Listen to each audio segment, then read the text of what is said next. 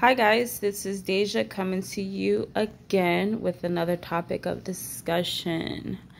So I felt the need to do a video regarding energy vampires and how they affect us throughout our daily lives. Energy vampires can be anybody, your instructor, your teacher, your mom, your dad, your kids. It can be anyone that you come into contact with. And they are everywhere, all over the world. Like, they come in all shapes and sizes, different colors. It's really no discrimination on who these kind of people are.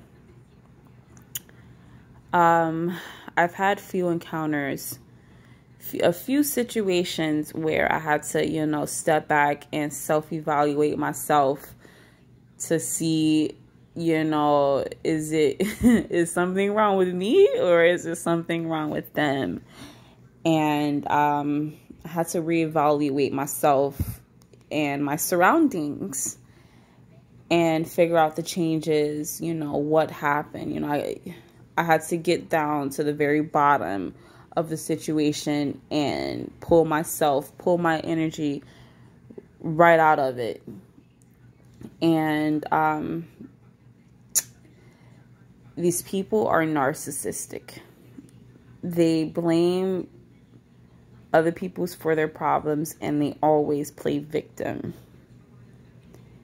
No matter, how much, advice you give them, no matter how much, you break down the information to them, they're still gonna blame the other person for their mishaps or their situation. They won't even look at themselves as, they got themselves in that situation and walk away from it. It's like their brain don't process that. So they go and they blame the other person for everything that was done to them. They constantly need validation from other people to, make it, to justify their actions. They can never take, accountability for themselves. Everything would be, oh, because of you, this happened, because of you, blah, blah, blah. They can never put matters into their own hand and, navigate it. And these people, they can be very draining. They can even become deadly, if you don't get these kind of energies and people away from you. So I'm going to scroll down and read the definition of energy vampires.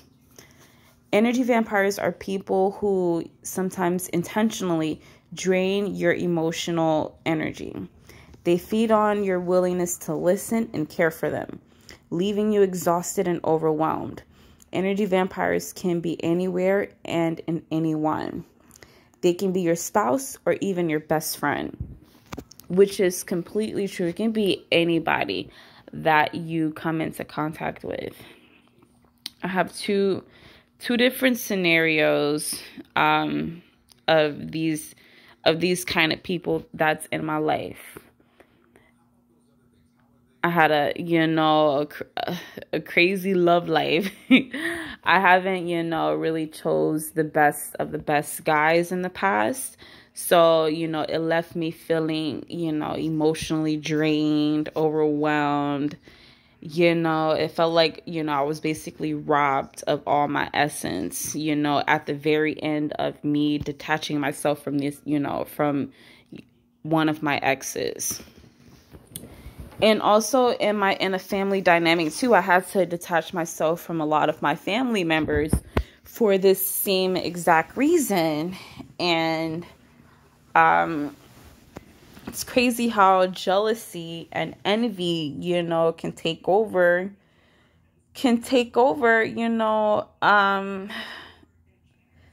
those narcissistic kind of people that just blame other people for their unfortunes.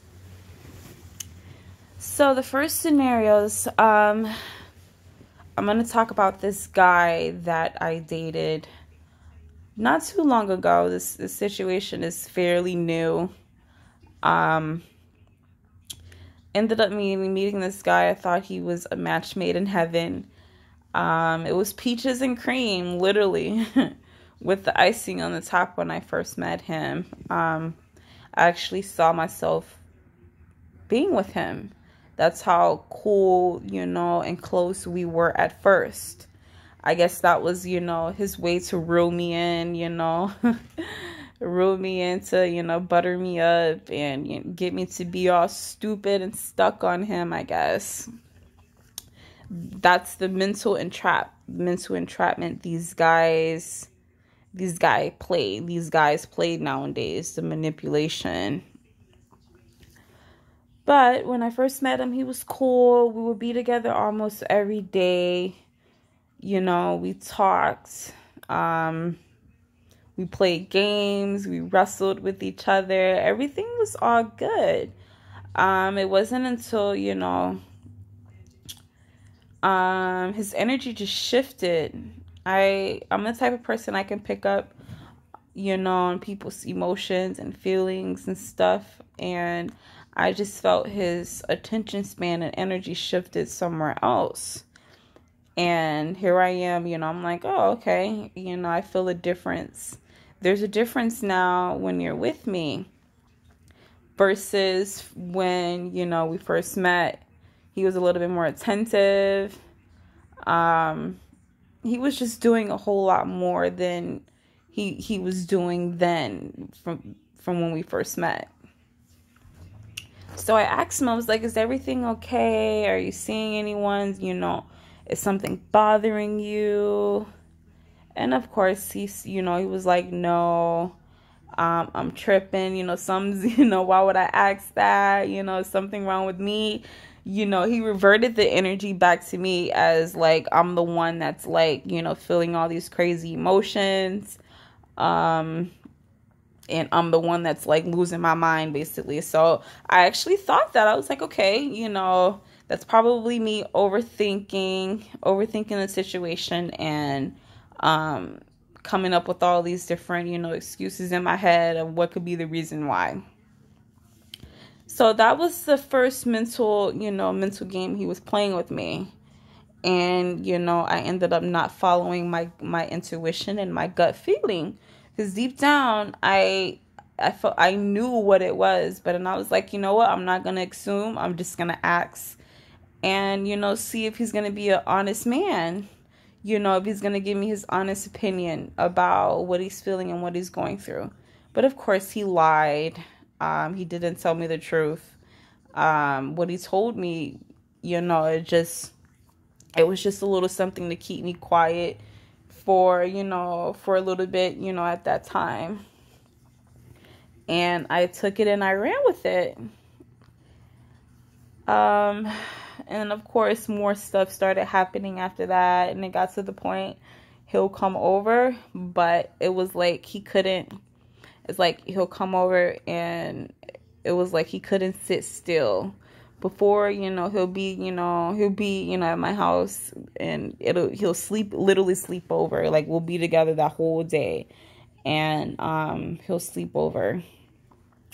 Or whatever. And I understand people, have things to do in their life. They can't, we can't always be together. But it wasn't that kind of situation or that kind of scenario. We literally talked about everything and if you had something to do, of course, I'm not going to hold you back from your plans or whatever. But he didn't, I'm the type, I like to communicate. I like to talk about things. He wasn't that type. Like he would, hold information in, he'll just do stuff. But he'll expect for me to tell him everything, that I'm doing before I do it and all this other stuff. So I'm like, okay. It got to the point I'm telling him, everything that I'm going to do before I do it. I was being very open with him. And he wasn't being open with me. So it was like now, every time he'll come to my house, he couldn't sit He couldn't sit still. He was always doing something. He would always leave, come back, leave, come back. And, you know, he'll come with his friends. So that was basically like his excuse, his scapegoat to, you know, be able to leave, you know, to leave. And, you know, he'll be like, he's coming back or whatever, but he'll never come back.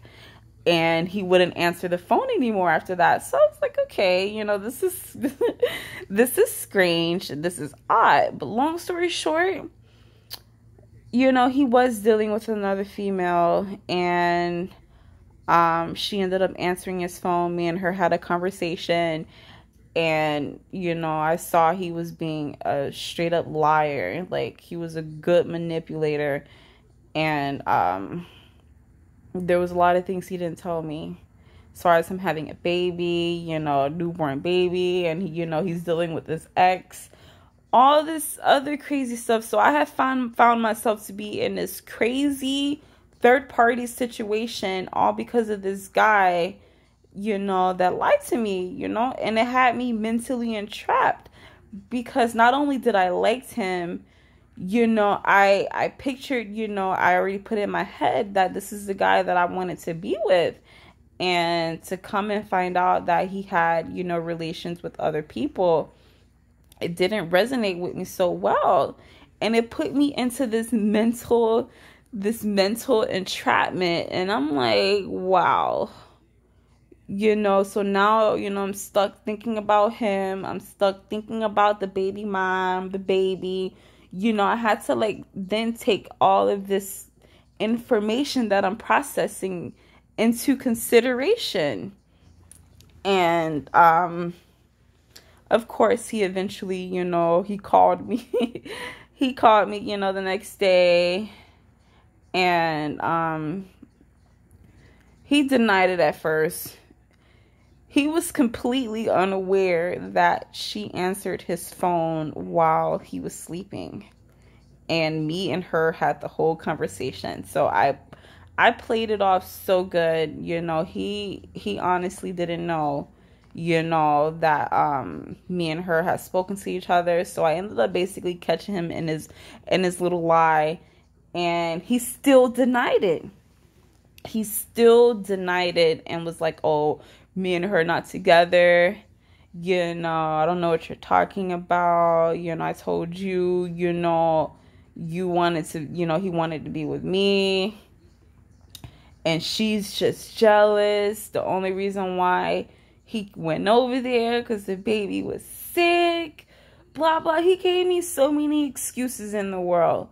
And for a second, I was like, okay, I took him back. And that next day, you know, I'm not even gonna lie, I was stupid. We ended up meeting up the next day, you know, throughout the day. And then again that night, he said he was gonna come over and, you know, he was gonna stay the night. And then, you know, he didn't. Eventually he didn't. I called his phone again. She answers the phone. She answers the phone, and this time, I guess he caught her on the phone or whatever, and he was like, why are you answering my phone, blah, blah, blah, and I'm like, okay.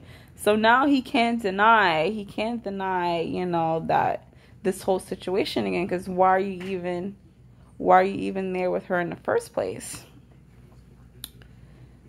So long story short, I was stupid for, you know, believing that it was, you know, that them two were just friends, and it was, you know, all regarding the baby. I was, you know, kind of naive and stupid to believe that. And it just, you know, it took so much energy up out of me. I felt extremely heartbroken, weak. I felt, you know, kind of lost, because I'm thinking, like, how could you do that? Like, how can you, you know, basically just up and lie like that without no remorse? He didn't feel bad. He didn't feel, You know, he didn't feel absolutely anything. It was me that was feeling any, you know, I felt everything. I felt so much pain, so much rage. And here he go. He robbed me of all of my innocence. And I'm like, oh my God, like, are you serious? Did you really just, like, you know, lie to me the day before that and say that there was nothing with, you know, but going on between you guys? But here she go, saying that you guys are together and you guys are a couple.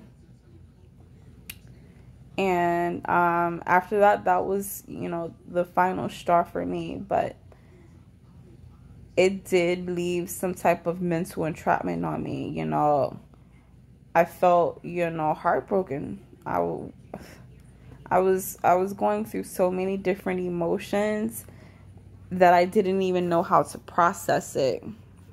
And I just felt, you know, extremely, you know, low and down about the whole situation. So I had to detach myself from it. I had to eliminate the problem. Go reevaluate myself and eliminate the problem. It took some time.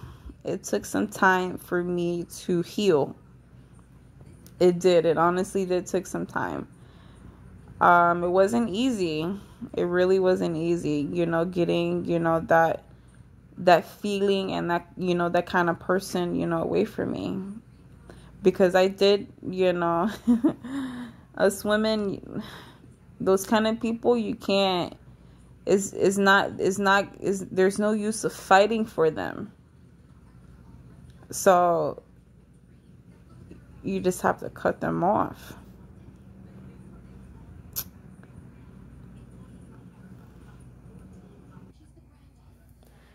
So yeah, guys, you just have to cut them off. And don't let them, you know, emotionally manipulate you. Because I could have easily, you know, been gullible and be like, listen, that's my man, blah, blah, blah. You know, it would have been a complete waste of time and of my energy to go and compete with her regarding her man. This is her man, according to her. And according to me, it's my man. So, you know, it wouldn't have done any of us no good by, like, you know, arguing and fighting and, you know, just doing the most. So I had to, like, remove myself from that whole situation and regain my energy and composure and move on. Because I was like, I don't want to be that, you know, that girlfriend that, like, always have to question or doubt you or think twice. Like, I want to have confidence in my spouse. And if I have to doubt you, then I really just wouldn't, you know, I would rather, you know, be a friend or, you know, not have you around me, have those kind of people in my energy, because it drains you. You know, you can get mentally trapped and you can get overwhelmed with so many different problems and different frequencies that are not even your problem. And this is how the narcissistic people try to blame you for their, you know, for their miscommunications, their mishaps, you know, their lack of self-esteem or I don't know what make these people do what they do, but they're most definitely, you know, these kind of people are a problem, and they need to take matters in consideration in their own hands and stop blaming other people. So that's the message I have for you guys regarding energy vampires. You have to set boundaries. Everything you do, make sure you set boundaries and you set goals for yourself. Because everything you do, you're gonna, you know, encounter obstacles or trials or tribulations. But if you have, you know, your goals set in place and the right communication set in place, you can't go wrong. You can't go wrong, you know. So with those kind of people, you set boundaries and you make sure you speak up for yourself and Don't let anybody manipulate you, tell you what to do, and you go with it and you run with it. I'm the type of person, I investigate everything. Like I'm an overthinker, and this, you know, it makes me question everything that people say, which is that's a good trait to have. You know, you're supposed to be an investigator. You're supposed to, you know, not, you know, believe everything. You're supposed to, you know, question your surroundings. And in this situation here, it worked. It worked in my favor. I, you know, got myself up out of that situation, and I said, you know, I'm never going to make myself that available to, you know, another man without knowing them, because it put me in this mental entrapment that I really didn't want to be in. So my advice to you guys is to set up boundaries for yourself and protect your energy. Thank you, and God bless.